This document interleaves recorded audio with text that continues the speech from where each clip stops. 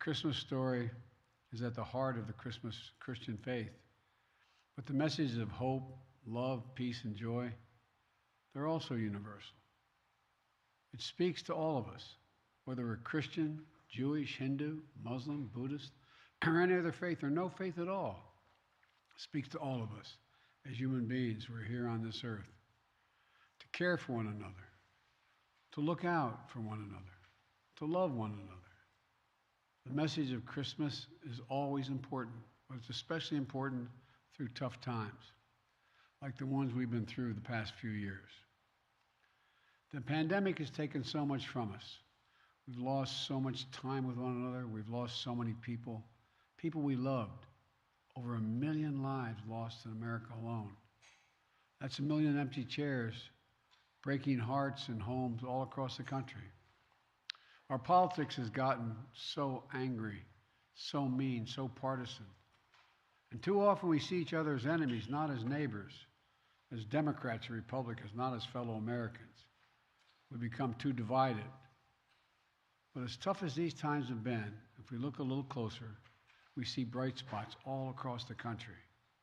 The strength, the determination, the resilience that's long defined America.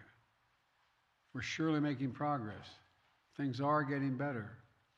COVID no longer controls our lives. Our kids are back in school. People are back to work. In fact, more people are working than ever before.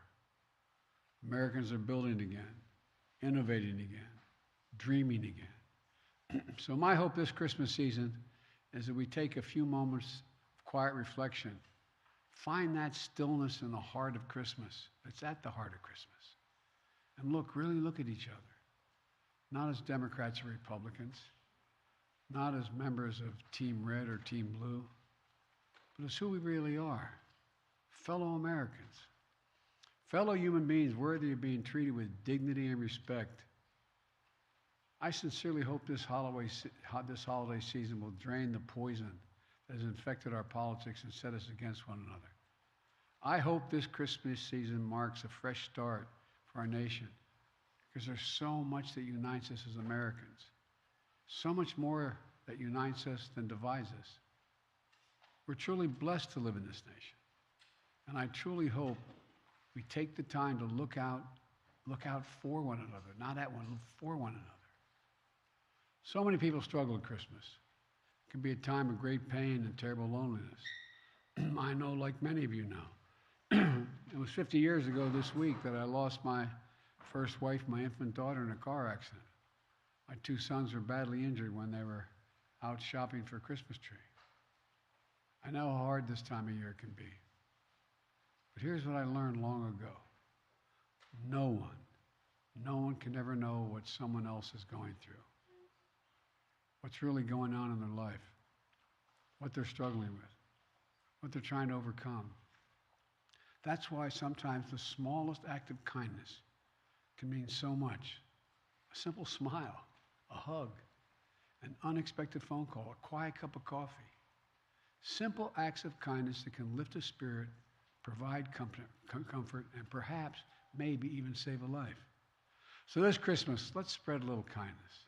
This Christmas, let's be that helping hand, that strong shoulder, that friendly voice, when no one else seems to care for those who are struggling, in trouble, in need. It just might be the best gift you can ever give. Let's be sure to remember the brave women and men in uniform who defend and protect our nation. Many of them are away from their families at this time of year. Let's keep them in our prayers. You know, I believe Christmas is a season of hope. And throughout the life of this country, it's been during the weeks of December, even in the midst of some of our toughest days, that some of the best chapters of our story have been written. It was during these weeks, back in 1862, that President Lincoln prepared the Emancipation Proclamation, which he issued on New Year's Day. At Christmas, 1941, and the weeks after Pearl Harbor, Franklin Delano Roosevelt hosted Winston Churchill in this White House. Together, they planned the Allied strategy to defeat fascism and autocracy. And it was 1968 that the most terrible year of years, the year of assassination and riot, of war and chaos, that the astronauts of Apollo 8 circled the moon and spoke to us here on earth from the silence of space on a silent night on a Christmas Eve. They read the story of Christmas creation from the King James Bible.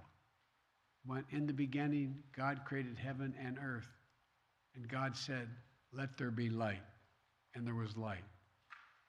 That light's still with us, illuminating the way forward as Americans and as citizens of the world. A light that burned in the beginning and at Bethlehem. A light that shines still today in our own time, our own lives. As we sing, "O Holy Night," His law is love and His gospel is peace. May I wish you and for our nation, now and always, is that we'll live in the light of liberty and hope, of love and generosity, of kindness and compassion, of dignity and decency. So from the Biden family, we wish you and your family peace, joy, health, and happiness. Merry Christmas, happy holidays, and all the best in the new year. God bless you all, and may God protect our troops. Thank you. Mr. President, do you think the southern border is secure? Sir, do you believe 2023 will be the year the war ends in Ukraine?